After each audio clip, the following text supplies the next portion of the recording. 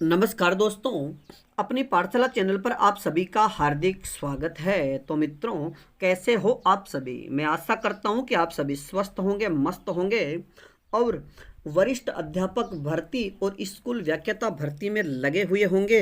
तो मित्रों, मैं फिर से हाजिर हूं एक नए टॉपिक के साथ में।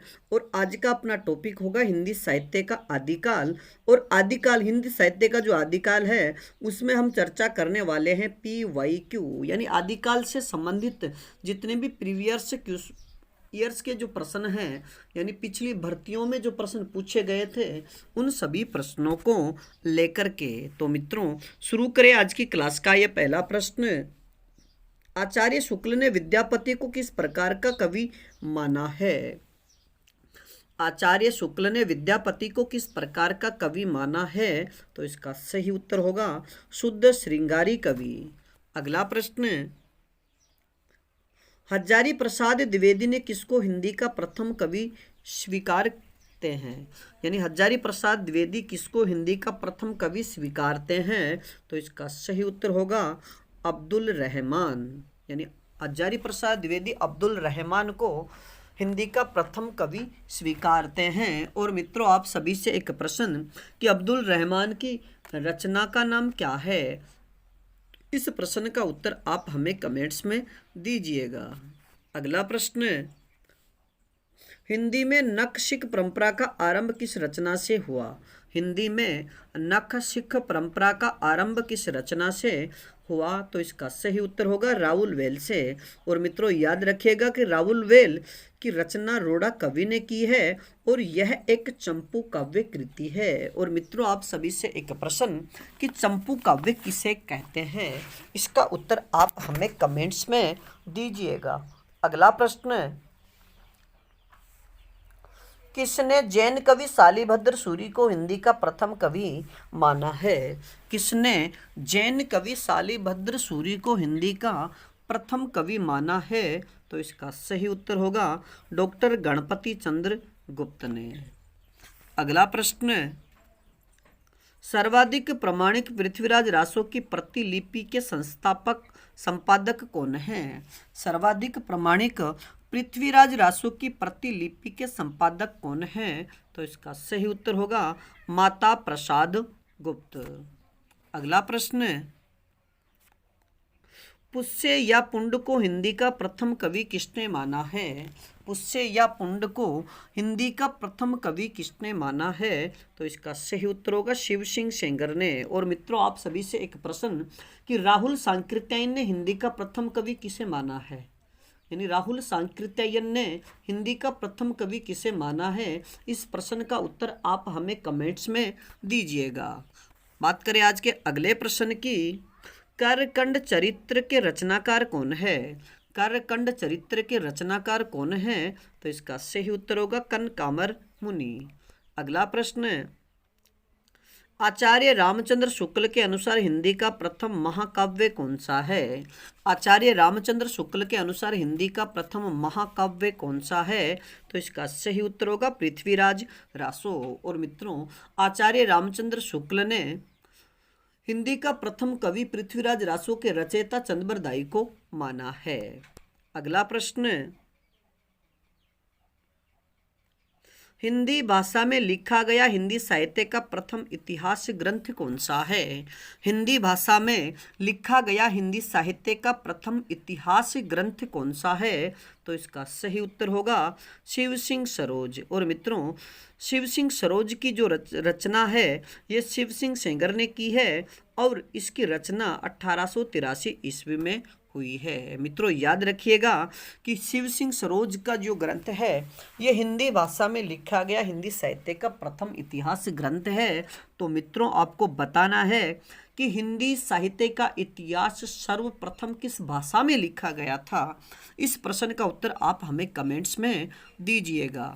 अगला प्रश्न, आदिकाल को वीर काल नाम किसने दिया? आदिकाल को वीर काल नाम किसने दिया? तो इसका सही उत्तर होगा विश्वनाथ प्रसाद मिश्र ने। अगला प्रश्न, आदिकाल को पुरानी हिंदी काल कहकर के किसने पुकारा है? आदिकाल को पुरानी हिंदी काल कहकर के किसने पुकारा है? तो इसका सही उत्तर होगा चंद्रधर शर्मा गुलेरी ने। अगला प्रश्न, जॉर्ज ग्रियर्सन ने हिंदी साहित्य के इतिहास लेखन में सर्वाधिक सहायता किस ग्रंथ से ली है? कि जॉर्ज ग्रियर्सन ने हिंदी साहित्य के इतिहास लेखन में सर्वाधिक सहायता किस ग्रंथ से ली है? तो इसका सही उत्तर होगा शिव सिंह सरोज ग्रंथ से। अगला प्रश्न, the modern vernacular literature of Hindustan के कौन से अध्याय में काल विभाजन का स्पष्ट निर्देश है? The modern vernacular literature of Hindustan के कौन से अध्याय में काल विभाजन का स्पष्ट निर्देश है? तो इसका सही उत्तर होगा 12वें अध्याय में। और मित्रों याद रखिएगा कि इस ग्रंथ में केवल हिंदी कवियों का उल्लेख किया गया है। अब बात करें आज के अगले प्रश्न की, किसके द्वारा लिखा गया हिंदी साहित्य का इतिहास एक पुस्तक के रूप में सबसे बड़ा है?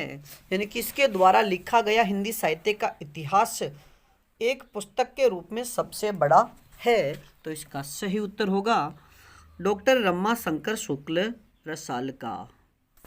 अगला प्रश्न, राजस्थानी साहित्य की रूपरेखा के लेखक कौन हैं?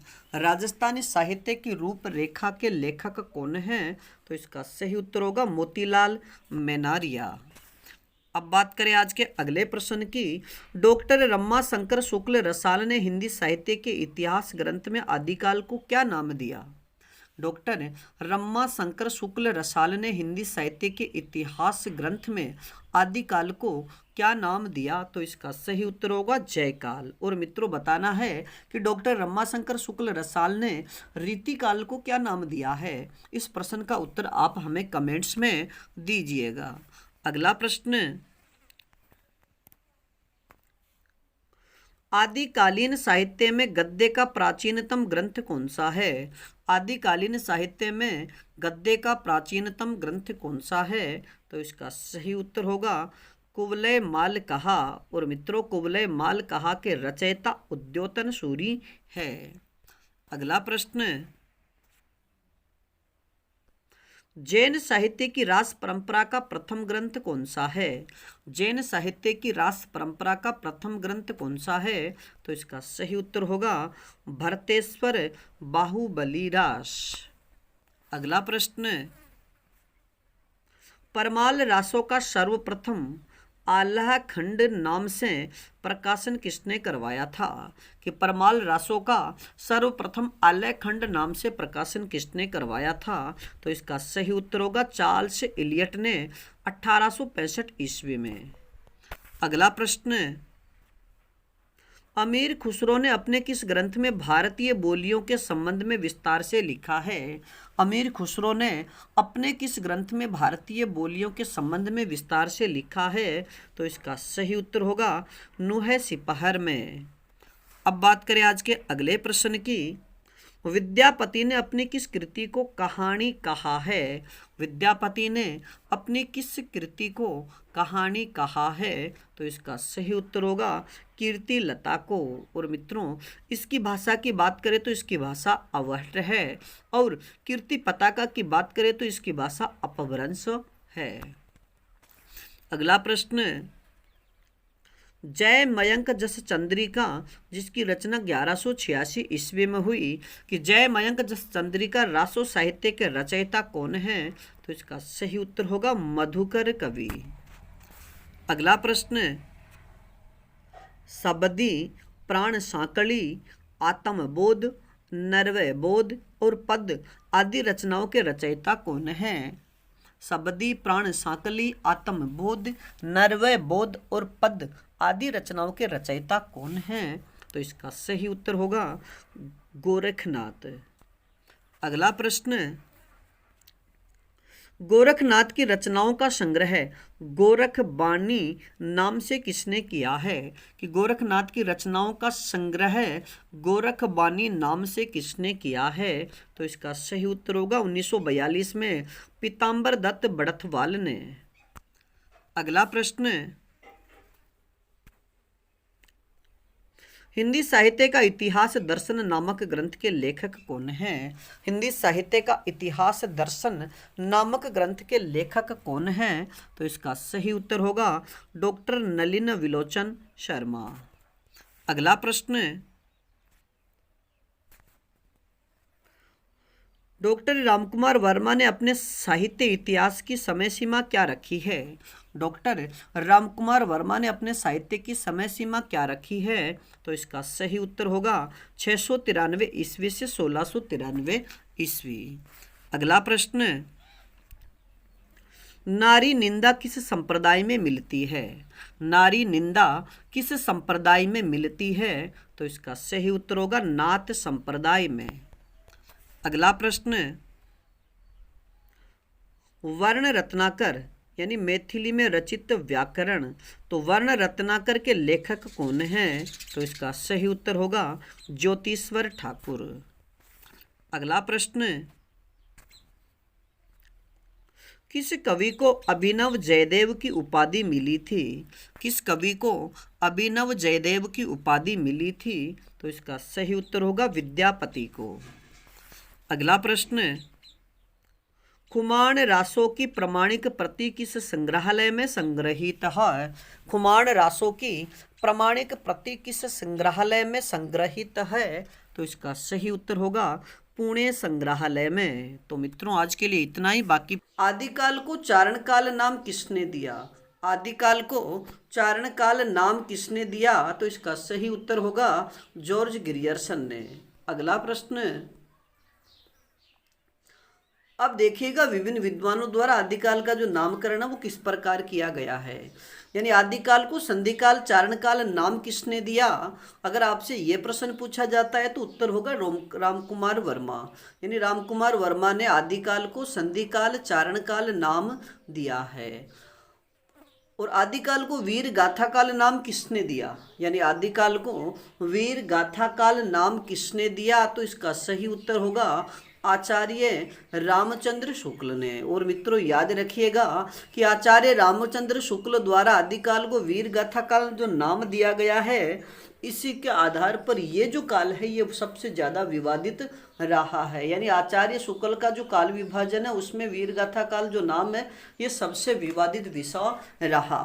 अब आपसे एक प्रश्न कि ये डॉक्टर रामकुमार वर्मा ने हिंदी साहित्य की जो हिंदी साहित्य का इतिहास की शुरुआत कब से मानी है? इस प्रश्न का उत्तर आप हमें कमेंट्स में दीजिए।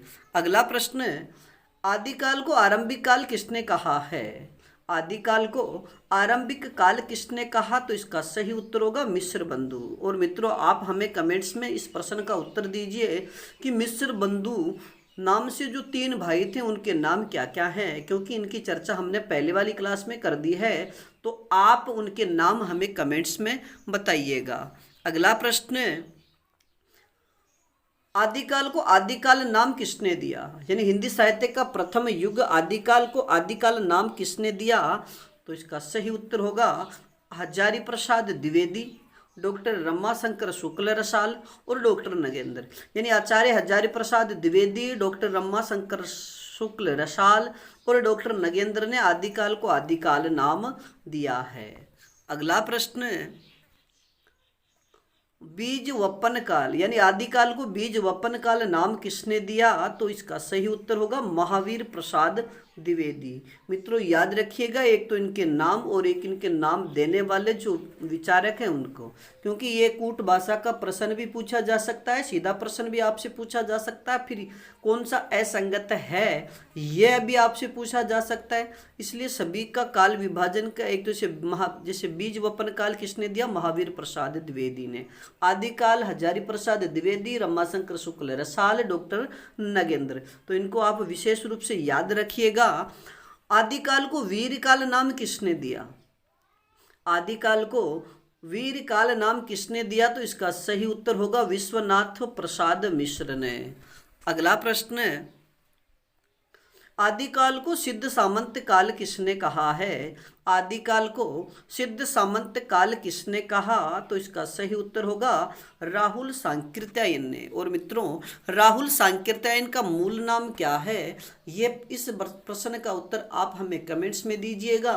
और आपको बता दें कि राहुल सांकृत्यायन को महापंडित की उपाधि भी दी गई थी, क्योंकि इन्हें विभिन्न भाषाओं का ज्ञान, अनेक भाषाओं का ज्ञान होने के कारण इन्हें महापंडित भी कहा जाता है। अगला प्रश्न, आदिकाल को अपभ्रंश काल किसने कहा? आदिकाल को अपभ्रंश काल किसने कहा? तो इसका सही उत्तर होगा डॉक्टर धीरेन्द्र वर्मा और डॉक्टर बच्चन सिंह ने। अगला प्रश्न, आदिकाल को अंधकार काल किसने कहा है?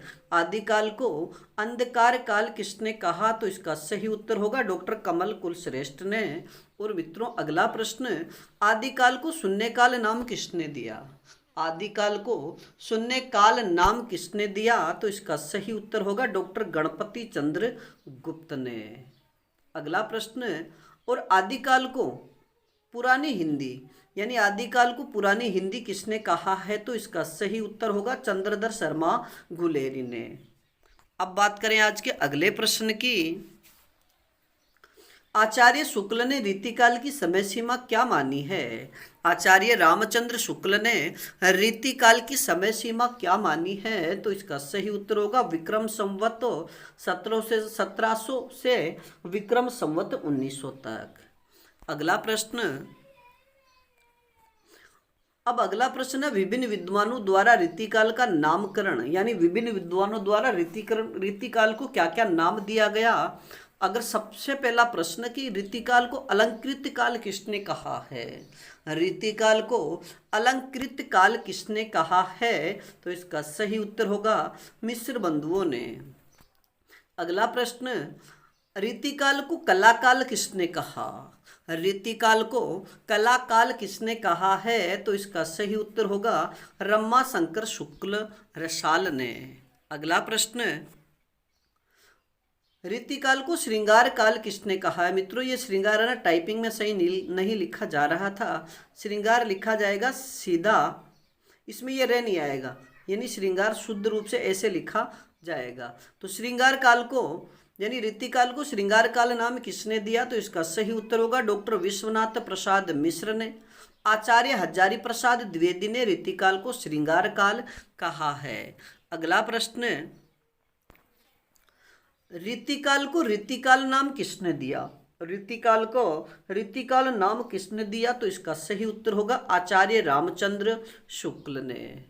अगला प्रश्न, रीतिकाल को रीति श्रृंगार काल किसने कहा है?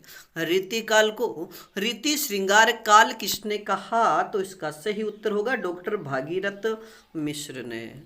अब बात करें आज के अगले प्रश्न की। विभिन्न विद्वानों द्वारा आधुनिक काल का नामकरण, यानी विभिन्न विद्वानों द्वारा आदिकाल को जो नाम दिया गया है, हम उसकी बात करें तो आदिकाल को सर्वप्रथम यानी आदिकाल को गद्य काल किसने कहा है? आदिकाल को गद्य काल किसने कहा? तो इसका सही उत्तर होगा आचार्य रामचंद्र शुक्ल ने। अगला प्रश्न, आदिकाल को वर्तमान काल किसने कहा है? आदिकाल को वर्तमान काल किसने कहा? तो इसका सही उत्तर होगा मिश्र बंधुओं ने। अब बात करें आज के अगले प्रश्न की। आदिकाल को यानी आधुनिक काल को, मित्रों ये आधुनिक काल है, आधुनिक काल को वर्तमान काल मिश्र बंधुओं ने कहा। और आधुनिक काल को आधुनिक काल किसने कहा है? आधुनिक काल को आधुनिक काल किसने कहा? तो इसका सही उत्तर होगा डॉक्टर रामकुमार वर्मा, गणपति चंद्र गुप्त और डॉक्टर नगेंद्र ने। अगला प्रश्न, अब हिंदी साहित्य का आरंभ विभिन्न विद्वानों के अनुसार, यानी हिंदी साहित्य का आरंभ विद्वानों के मतानुसार अलग अलग है, यानी एक सभी विद्वान इसमें एक मत नहीं है, तो उन्होंने अलग अलग अपने विचार जो दिए तो उसके अनुसार। तो सबसे पहले बात करें डॉक्टर रामकुमार वर्मा ने आदि हिंदी साहित्य का आरंभ कब से माना है? तो इसका सही उत्तर होगा 693 ईस्वी से। अगला प्रश्न, राहुल सांकृत्यायन ने यानी हिंदी साहित्य के इतिहास का आरंभ कब से माना है? राहुल सांकृत्यायन ने हिंदी साहित्य का जो आरंभ है वो कब से माना? 769 ईस्वी से। और जॉर्ज गिरियर्सन की बात करें तो कि जॉर्ज गिरियर्सन ने हिंदी साहित्य का आरंभ कब से माना? तो इसका सही उत्तर होगा 700 ईस्वी से 1400 ईस्वी तक। अगला प्रश्न, यानी हिंदी साहित्य का जो इतिहास है इसका आरंभ मिस्र बंधुओं ने कब से माना है? तो 643 ईस्वी से 1389 ईस्वी तक। अगला प्रश्न, आचार्य रामचंद्र शुक्ल ने हिंदी साहित्य के इतिहास का आरंभ कब से माना है? आचार्य रामचंद्र शुक्ल ने हिंदी साहित्य के इतिहास का आरंभ कब से माना? तो विक्रम संवत 1050 से 1375 तक। अगला प्रश्न, हजारी प्रसाद द्विवेदी ने हिंदी साहित्य का आरंभ कब से माना?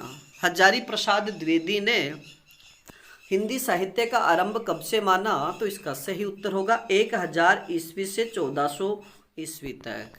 अगला प्रश्न, डॉक्टर नगेंद्र यानी डॉक्टर नगेंद्र ने हिंदी साहित्य के इतिहास का आरंभ कब से माना? तो 7वीं शताब्दी के मध्य से 14वीं शताब्दी के मध्य तक।